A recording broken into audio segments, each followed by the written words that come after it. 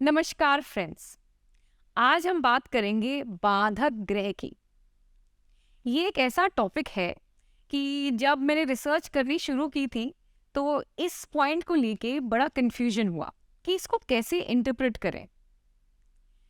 मैं ही नहीं, मेरे साथ के जो और रिसर्चर्स थे वो भी इस पॉइंट को लेके काफ़ी कंफ्यूज थे। तो इसलिए मैंने सोचा कि आज जो है आपके साथ इस पे डिस्कशन किया जाए। तो देखिए, 3 तरह की राशियाँ होती हैं, ये आप लोगों को पता ही है। मूवेबल साइन यानी कि चर राशि, फिक्स्ड साइन यानी कि स्थिर राशि और ड्यूअल साइन यानी कि द्विस्वभाव राशि। तो जो चर राशियाँ होती हैं, इनमें जो 11th लॉर्ड होते हैं, वो जो है बाधक लॉर्ड होते हैं। उसका जो स्वामी होगा, 11th लॉर्ड का जो स्वामी होगा, वो बाधक ग्रह कहलाएगा। जो स्थिर यानी कि फिक्स साइन है, उनमें 9th लॉर्ड जो है, वो बाधक होगा।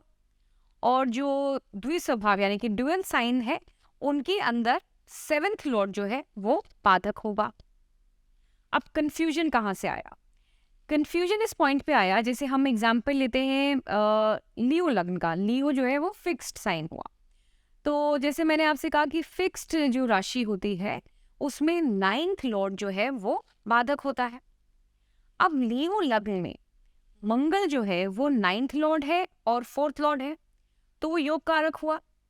बट क्योंकि वो 9th लॉर्ड भी है, इसलिए वो बाधक भी हो गया। तो अब हम इसको किस तरह से इंटरप्रेट करेंगे? क्या हम इसको बाधक लेंगे या क्या हम इसको योग कारक लेंगे? यदि हम इसको बाधक लेते हैं तो ये कब बाधा क्रिएट करेगा और किस तरह की करेगा? और यदि योग कारक लेते हैं, जो कि योग कारक भी है ये, तो ये कब योग कारक ग्रह के रिजल्ट्स देगा? सो इस पे थोड़ा सा रिसर्च की गई, इस पे थोड़ा सा ढूंढा गया कि इस कहाँ क्लासिक्स क्या कहते हैं इसके बारे में।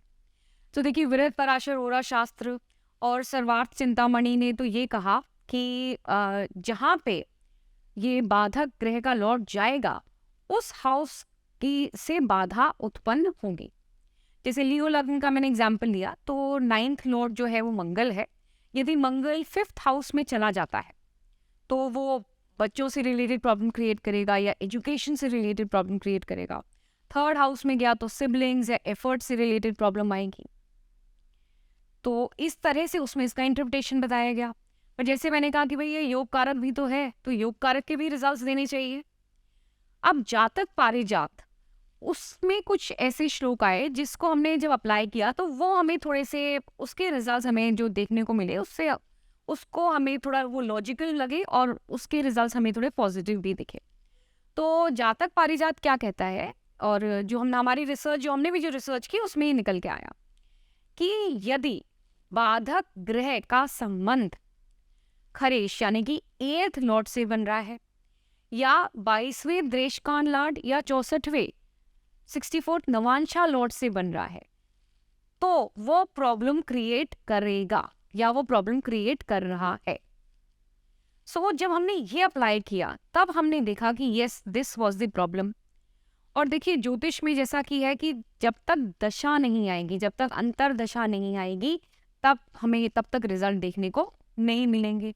तो हमने यही देखा कि जो बाधक ग्रह था और उससे जो ग्रह फर्दर संबंध बना रहा था, कि मान लीजिए जैसे मैंने कहा कि लियो लग्न में 9th लॉर्ड जो है वो मंगल है। अब मान लीजिए मंगल के साथ यदि बुध बैठा हुआ है, तो जब बुध में मंगल की दशा आएगी तब प्रॉब्लम आएगी। और कहाँ से प्रॉब्लम आएगी?